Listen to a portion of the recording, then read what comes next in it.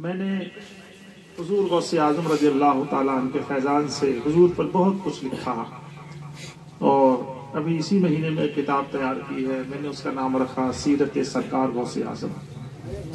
किताब तैयार हो गई है, इस महीना में वो पढ़ने के लायक मोबाइलों में तैयार हो जाएगी और जब कभी छपेगी कागज पर तो वो कभी भी उसको छपा सकते हैं।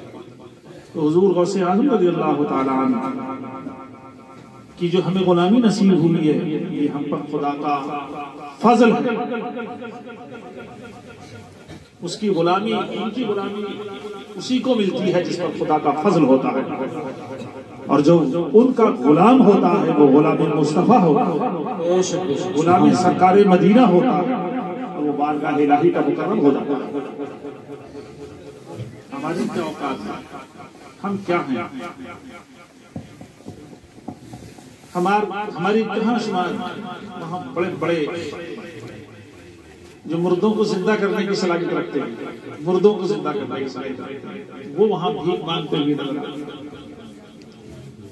हमारे हुजूर आला हजरत फाज़िल बरेलवी विलायत के उस मकाम पर फाइज थे, वो मुर्दा जिंदा कर सकते थे। आला हद पर जो मैंने लिखा है उसमें ये सब चीजें आएंगी, आप उसमें मुताला करोगे कि आला हज़रत मुर्दा जिंदा कर सकते थे। मैंने आला हद की विलायत पर इसलिए कलम उठाया कि आला हद के लोग विलायत से ही इनकार करने लगे कि आला मुझे बड़ा ताज्जुब हुआ। मैंने कहा कैसे नादान लोग हैं, इन पे किसका रंग चढ़ा है, किसकी सोहबत का इन पे असर हुआ।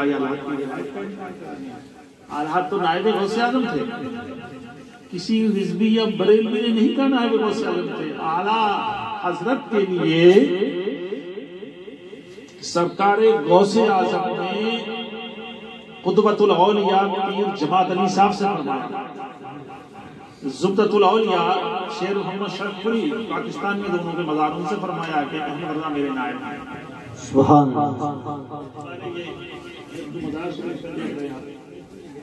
ये सरकार के नायब थे, मुर्दों को जिंदा किया है बेशक। और शान ये है उनकी, हुजूर सैयद मसूद हसन अहमद मियां उस्ताद, जिनकी शान में मरकबत आज़म रज़ा पेश की थी। मुर्दों को जिंदा करना वो सिर्फ ये नहीं है, मैंने उनको देखा है सरकार को आलमी रोया में देखा है, मामलात की नजर से देखा है। तो वो कभी किसी बात को कहते हैं तो हाथ उठाकर जवानी पर मारते हैं, कोई बहुत देर तक सजदे में नहीं जाते, वो कलम से लिखते हैं और हो जाता है। बेशक सुभान अल्लाह। ये सब कैसे हुआ? मैं 2010 में उनके मज़ार पर 21 दिन रहा इस तहकीक के लिए कि आप किसके मुरीद हैं। तो 21 दिन में बताइए कोई एक मसले हल करने के लिए नहीं 21 दिन ठंड में रुकेगा। अल्लाह ताला ने मुझे ये हिम्मत अता की है, जब मैं हाथ लिख रहा था तो 2 महीना मैंने नहीं लिखा, कलम रोक दिया, सिर्फ इसलिए कि जब तक हज़रत इस्लाम की जुबान से पता नहीं चलेगा मैं नहीं लिखूंगा। तो जब 2 महीना से ऊपर होने वाले थे, मैं 10:20 या 10 मिनट पर सोया हुआ था ऊपर अपने, सरकार इस्लाम की ज़ियारत हुई। मैं ये लिख सुभान अल्लाह पैदा कब हुए, तो ये कहीं तारीख नहीं, 4000 साल की उम्र हो गई है उनका, किसको पता वो कब पैदा हुआ। लेकिन मेरे रब ने मुझे ये नेमत अता की है, मेरा तरीका है, लोग उठने टेक कर निकल जाते हैं छोड़ करके, लेकिन मैं किसी चीज पर अल्हम्दुलिल्लाह बगैर किए हल किए छोड़ता नहीं। तो आप मुझे नजर आए, मैंने कहा कि आप कब पैदा हुआ?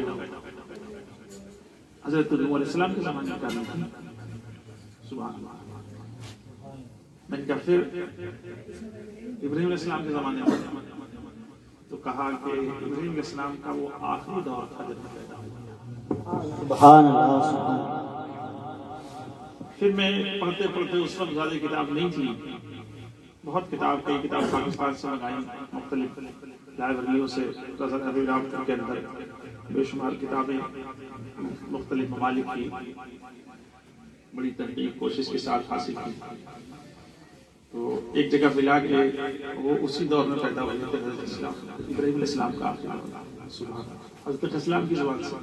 इसी तरीके से मैं जो मज़ार है मैं तहकीक कर रहा था कि जब मैं लिखूंगा तो लिखूंगा क्या आप मुरीद किसके, तो मुझे असर से लेकर इशा तक वजीफे में वहां बैठना था। और इस बीच में आपके पैदान से आपकी ज़ुबान पाक से ये मालूम हो गया, आपने फरमाया मैं किसी का ना मुरीद हूँ ना कोई मेरा पीर है, अगर मैं किसी का मुरीद हूँ तो गौसे आज़म मेरे। सुभान अल्लाह। नारे तकबीर, नारे रिसालत, फैज़ाने गौसुल वरा, उर्स मुक़द्दस शहंशाह अक़ताब आलम, फैज़ाने हुजूर सरकार कुतुब अकुलन कुआं, हुजूर महमूद मिल्लत, नारे तकबीर, सुभान अल्लाह सुभान अल्लाह। ये कोई आसान बात नहीं है, बड़ी ठंड थी उस वक्त। जो बरेली डिस्ट्रिक्ट हॉस्पिटल के डॉक्टर अफजालुल हक साहब सियाबू जो थे वो उस वक्त, तो उनके बेटे की शादी थी, उन्होंने कहा मैं गाड़ी बरेली भेज देता हूँ इलाहाबाद से, अच्छी गाड़ी से आप लेट करके आया। मैंने क्या इतना लंबा सफर मैं तो कार से नहीं कर सकता और मैं ट्रेन से आ जाऊँगा। उन्होंने कहा नहीं, ट्रेन से आपको परेशानी होगी, निकाह आप ही को पढ़ाना है और कानपुर जाकर निकाह पढ़ाना था इलाहाबाद से, बताइए। और मैं उस वक्त मौजूद था। अब मैंने कहा अगर मैं निकाह पढ़ाने जाता हूँ या छोड़ता हूँ तो मेरा मकसद फौत हो जाएगा। उनकी तमन्ना यही थी। दो उनके बच्चों की शादी हुई, तो एक बेटी का निकाह मैंने पढ़ाया जा करके और बेटे का मैं नहीं पढ़ा पाया, सिर्फ इस वजीफे के। जो भी मैंने सोचा खुदा के ऐसे वली के पास जो कुतुबी हो उसके पास बैठना, खुदा के पास बैठना, ये मसला हल हो गया। उसके बाद मैं सोचता रहा कब लिखूं क्या लिखूं। अल्हम्दुलिल्लाह अब जबकि मुझे तकलीफ हुई रमजान में, तकलीफ के बाद सफर नहीं हुई, तो मैं लेटे लेटे बैठ कर जिस तरीके से भी अस्पताल से आकर 4-5 दिन बाद, ये 7-8 दिन बाद काम शुरू कर दिया और अस्पताल से आने के बाद यानी रमजान से अब तक तकरीबन 9 किताब में लिख चुका हूँ। सुभान अल्लाह सुभान अल्लाह। मेरा काम बरसों से रुका हुआ था इस्लाम पर जो काम करने के बाद भी, तो उसमें मैं जब लिख रहा था तो मैंने एक किताब बिल्कुल उसका ये अहले इल्म जानते हैं लेकिन आपको बताने इसकी जरूरी है, अल्लाह की बड़ी नेमतें। एक रिसाला लिखा, उसका नाम मैंने रखा मकामी कुतुबियत व फरदानियत और सैयदी कुतुब कौलन कुआं। कुतुब तो आप सब लोग अक्सर लोग जानते हैं लेकिन फरदानियत को नहीं पहचानते।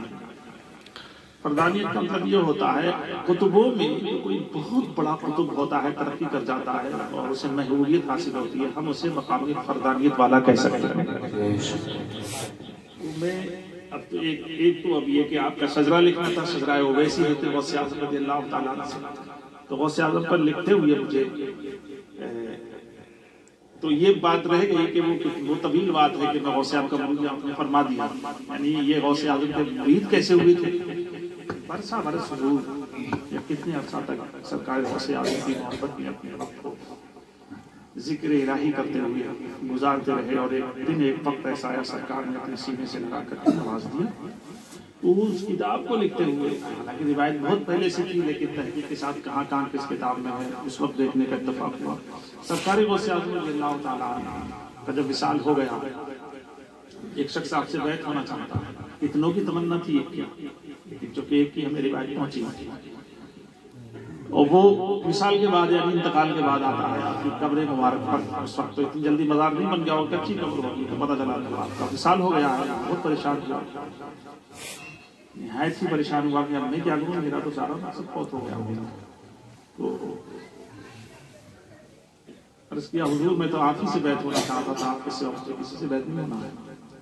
आप अपनी कब्र अकबर में से निकले और निकल कर उसे मुरीद फरमाया। वो मुरीद ही वो कहते हैं, बैत भी अभी का लफ्ज़ बैत का मतलब बिक जाना। मुरीद जो है अपने मुर्शिद के हाथ पर बिक जाता है। मुरीद हकीकी सच्चा मुरीद वो है तो बिकी चीज तो मालिक हो गया खरीदने वाला, वो चाहे जहां डाल दे अपने मुरीद को। और ये शेख अकबर जो शेख अकबर हैं, इमामुल औलिया हैं अपने वक्त के और सब उन्हें सराहते हैं। वो फरमाते हैं मुरीद मुर्दे की तरह होता है मुर्शिद के हाथ। मुर्दे का मतलब मुर्दे को आप जहाँ डाल दोगे पड़ा रहेगा, यही मुरीद की सिफत होती है। कह दिया यहाँ कर दो तो यहाँ कर,